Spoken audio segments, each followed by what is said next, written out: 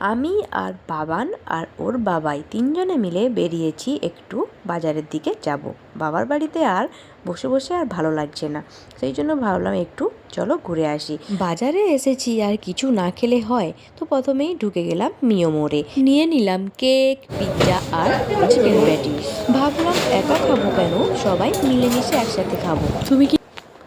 তাই সমস্ত কিছু খাবার কিনে নিয়ে আমরা বাড়ি চলে এলাম। এখানে দেখো 4 জনের 4 পিস কেক রয়েছে, আমি আর ওর বাবা আর আমার বাবা মা।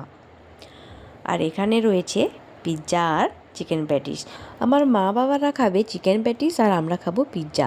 পিৎজা আমার মা বাবারা অতটাও পছন্দ করে না, তো সেই জন্য মা বাবার জন্য আলাদা নিয়ে এসেছি। চলো এবারে ঝটপট করে খাওয়া যাক। আমি আবার খাওয়ার ফেলে রেখে বেশিক্ষণ কথা বলতে পারি না, আমার লজ্জা করে।